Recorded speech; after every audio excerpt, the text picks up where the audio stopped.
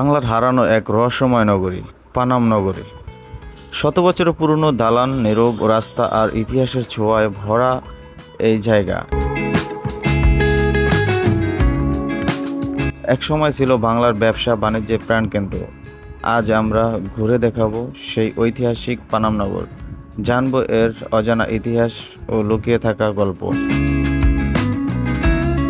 আসসালামু আলাইকুম। আজকে আমরা চারজন ঘোরার উদ্দেশ্যে বের হইলাম। মোহাম্মদপুর থেকে আমরা সর্বপ্রথম চলে গেলাম ফার্মগেট মেট্রো স্টেশনে।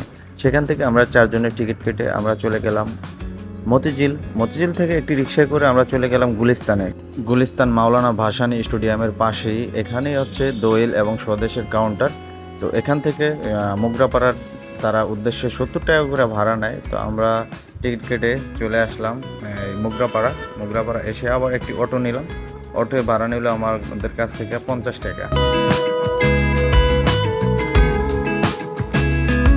আমরা ইতিমধ্যে চলে আসছি, এই গেট দিয়ে আমরা প্রবেশ করতেছি। এখন আমরা টিকিট কেটে নেব।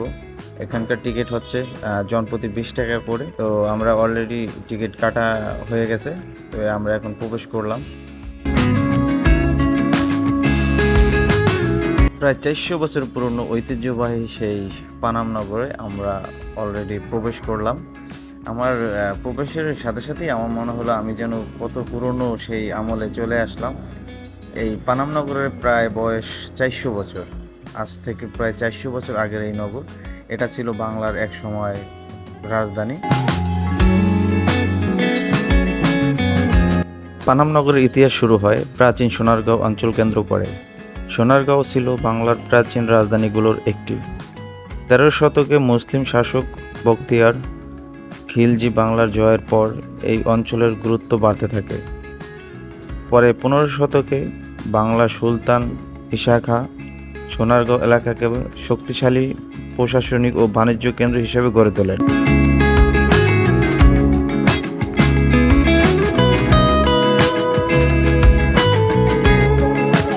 তবে বর্তমানে যে পানাম নগরের দালানগুলো দেখা যায় সেগুলোর বেশিরভাগই তৈরি হয় ব্রিটিশ আমলে। মূলত 1900 শতকে তখন হিন্দু ব্যবসায়ী ও জমিদাররা এখানে সুন্দর সুন্দর ভবন নির্মাণ করে।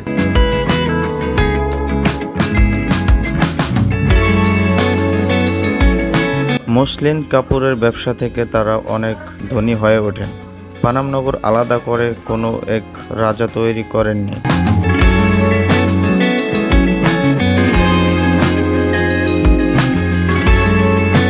এটি ধীরে ধীরে ব্যবসায়ী ও জমিদারদের মাধ্যমে গড়ে ওঠা একটি ঐতিহাসিক নগরী। এখানে মুঘল, ব্রিটিশ ও বাংলার নিজস্ব স্থাপত্যশৈলীর মিশ্রণ দেখা যায়।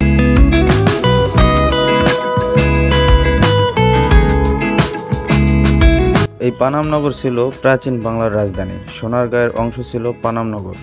1900 শতকে ব্রিটিশ আমলে ধনী ব্যবসায়ী ও জমিদাররা এই নগর গড়ে তোলেন। এক সময় এটি ছিল মজলিস ব্যবসার অন্যতম বড় কেন্দ্র।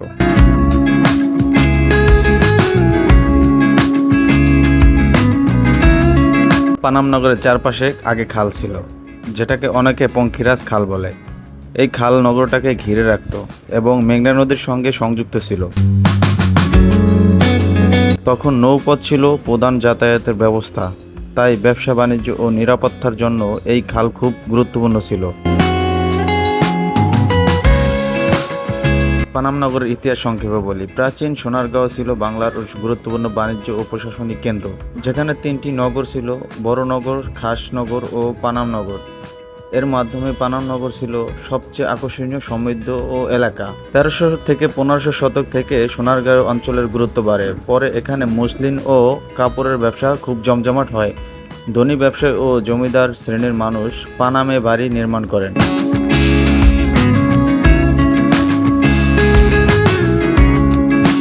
দেশ ভাগ পরবর্তী অস্থিরতার কারণে ধীরে ধীরে পানাম নগর জনশূন্য হয়ে পড়ে। পরে এটি প্রত্নতাত্ত্বিক ঐতিহাসিক হিসাবে সংরক্ষণ করা হয়।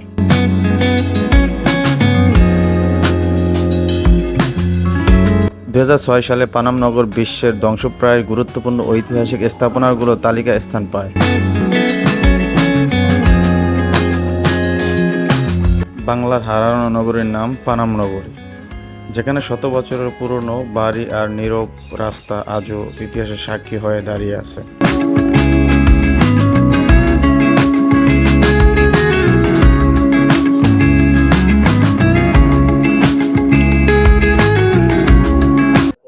দেখেন ভালোবাসা যা ছিল সব এই জায়গায় রেখে গেছে। যারা ঘুরতে আসছে, এই যে সোনারগাঁয়ে যারা ঘুরতে আসছে, এই যে R+M, ঠিক আছে, তার মানে রিজভি ভাই আর মিম, রিজভি ভাই আর মিম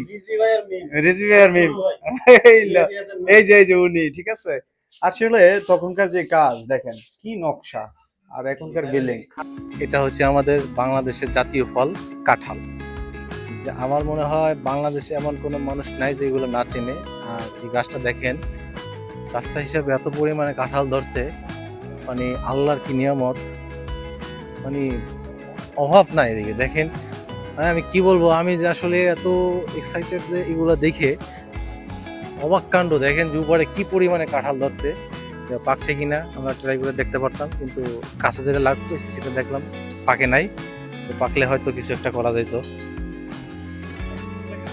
আমরা এখন আছি নারায়ণগঞ্জ পানাম সিটি জাদুঘর।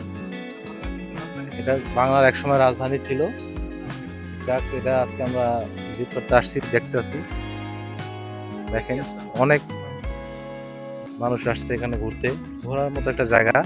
তো চাইলে আপনারাও আসতে পারেন। ঐতিহাসিক স্থাপনা আছে, অনেক পুরানো যেখানে যেগুলো দেখলে আপনারা আসলে প্রাণ জুড়িয়ে যাবে। তো আসেন একদিন নারায়ণগঞ্জ পানাম সিটি, শামীম ওসমানের এলাকা, খেলা হবে। এই জায়গার যে কাঁঠাল গাছগুলা, যদিও ছোট ছোট কাঁঠাল, এত পরিমাণ কাঁঠাল ধরছে, অসংখ্য কাঁঠাল ধরছে। আপনি গুণে শেষ করতে পারতে পারেন। হ্যাঁ, অনেক সময় লাগবে যদিও। তো এত পরিমাণ রোদ উঠছে আজকে, যেখানে গাছের ছায়া পাচ্ছি ওইখানে একটু বসার চিন্তা ভাবনা করতেছি।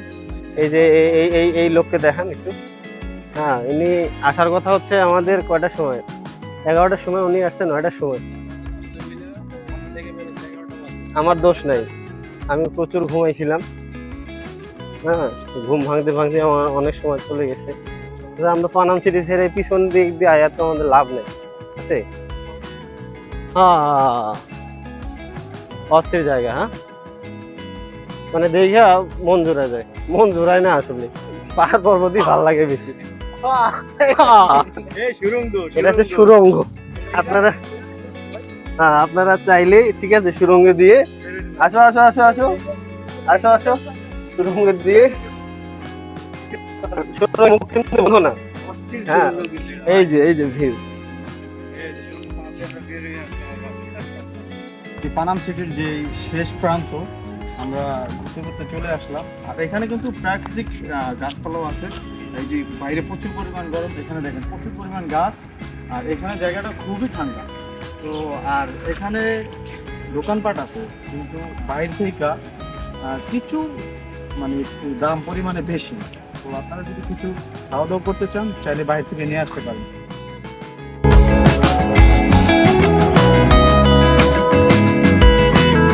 তবে এই জায়গার যেই ভবনগুলো আছে সবই একই রকম বলতে গেলে, মানে একই ডিজাইনের।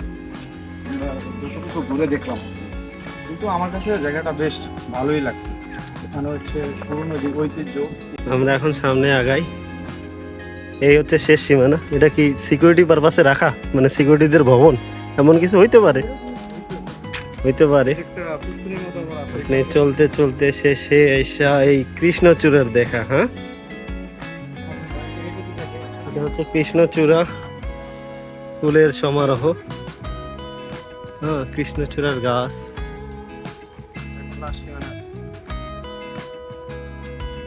অস্থির একটা জায়গায়।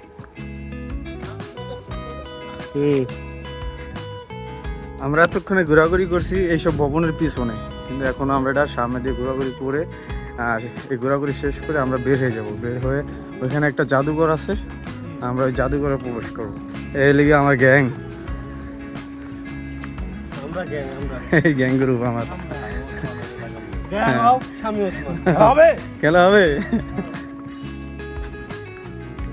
ঢাকার ভিতরে বৈশা থাকেন না, ছুটির দিন ঘোরাঘুরি করবেন।